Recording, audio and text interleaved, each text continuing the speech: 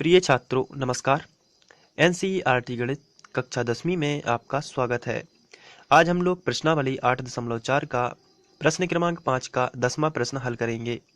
तो इसमें हमें 3 भाग दिए गए हैं और प्रत्येक भाग को हमें बराबर सिद्ध करना है।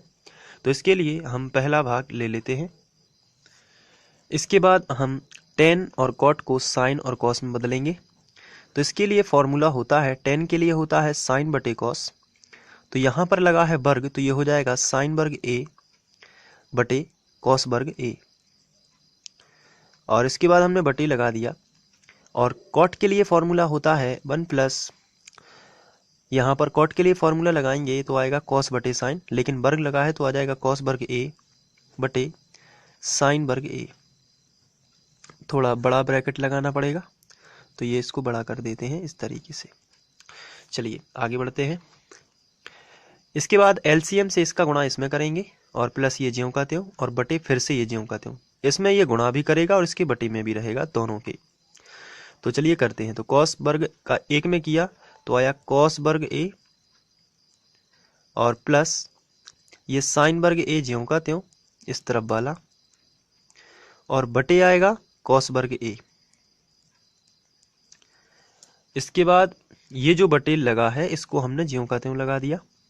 इसके बाद साइन वर्ग ए का गुणा एक में किया तो आया साइन वर्ग ए प्लस ये कॉस वर्ग ए ज्यों का त्यों, और फिर से बटे लगा के लिख दिया साइन वर्ग ए। आगे बढ़ते हैं।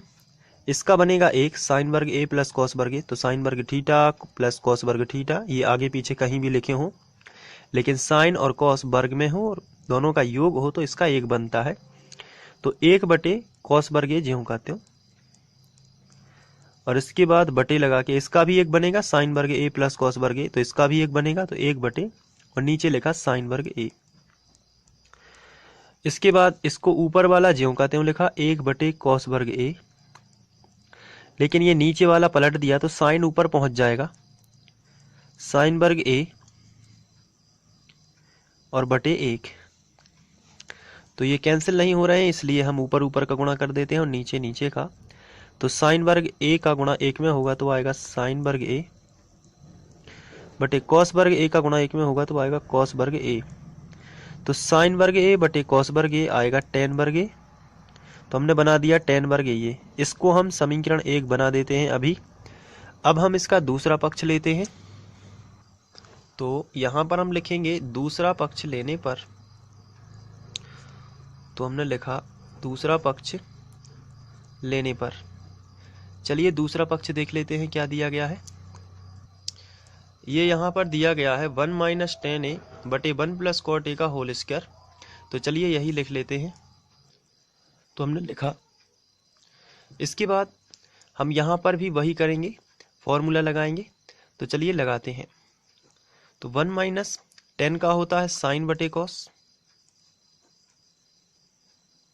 बटे 1 माइनस कॉट का होता है कॉस बटे साइन। तो ये हमने लगा दिया और इसको थोड़ा बड़ा कर दिया और यहाँ पर वर्ग लगा ही है। अब एलसीएम ले लेते हैं। तो कॉस ए का गुणा एक में करेंगे तो यहाँ पर आता है। इसके बाद कॉस ए का गुणा एक में किया तो आया कॉस ए और फिर माइनस साइन ए, हमने इस तरीके से लिख लिया, और बटे आ जाएगा कॉस ए और बटे नीचे साइन ए का गुणा एक में किया तो आया sign A minus cos A ज्यों का त्यों, और बटे में आ गया साइन ए इस तरीके से, और इसका जो वर्ग है हमने इस तरीके से वर्ग ज्यों का त्यों लगा दिया। अब इसको पलट देते हैं नीचे वाले को। तो इसको यहाँ पर कर लेते हैं थोड़ा सा साइड से। तो हमने लिखा कॉस ए माइनस साइन ए और बटे कॉस ए, और इसको पलट दिया तो ये साइन ऊपर पहुंच गया और ये वाला साइन ऊपर पहुंच जाएगा इस तरीके से, और नीचे जो है वो रहेगा sign A minus cos A. तो हमने लिख दिया sign A minus cos A, और इस पर लगा है वर्ग तो हमने लगा दिया वर्ग। अब हमने साइन और कॉस एक साथ लिख लिया, साइन ए बटे कॉस ए, और गुणित इसको हमने इन दोनों को साथ में लिखा cos A minus sign A बटे sign A minus cos A, और इसका होल स्क्वायर लगा दिया। तो इसको जब हम आगे करते हैं तो वर्ग इन दोनों पर भी आ जाएगा और वर्ग इन दोनों पर भी आ जाएगा।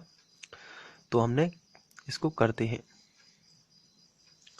तो यहाँ पर आएगा साइन वर्ग ए, यहाँ पर आ जाएगा कॉस वर्ग ए, सब पर वर्ग लगा रहे हैं हम लोग, और यहाँ पर भी आएगा कॉस ए माइनस साइन ए का वर्ग, और नीचे आ जाएगा sign A minus cos A का वर्ग। तो ये बन जाएगा टेन वर्ग ए साइन बटे कॉस, लेकिन ये इसकी सर्व समीकरण लग जाएगी ए वर्ग धन बी वर्ग माइनस 2ab, क्योंकि माइनस है तो a माइनस बी का होल स्क्वायर बनता है a square plus B square minus 2ab, यानी cos A into sine A बटे सर्व समीकरण तो आपको याद ही होगी। यहाँ पर भी वही सर्व समीकरण बनेगी माइनस वाली, तो a वर्ग प्लस बी वर्ग माइनस 2ab।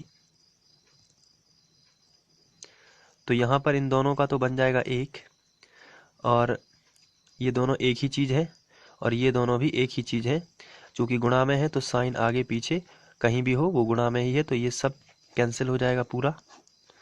तो यहाँ पर आपको मिलेगा ओनली टेन वर्ग ए, और ये जो टेन वर्ग ए है इसे हम समीकरण 2 बना देते हैं। समीकरण 1 व 2 से आप स्पष्ट कर लेंगे कि उसमें समीकरण 1 में यदि आप देखें तो उसमें भी हम लोगों ने टेन वर्ग ए लाया था, और यहाँ पर भी टेन वर्ग ए है जो हमारा तीसरा पक्ष है, इसलिए हम लिखेंगे यहाँ पर पहला भाग बराबर दूसरा भाग बराबर तीसरा भाग, और ये सिद्ध हो जाएगा। तो इस तरीके से आपको प्रूव कर लेना है। Thank you.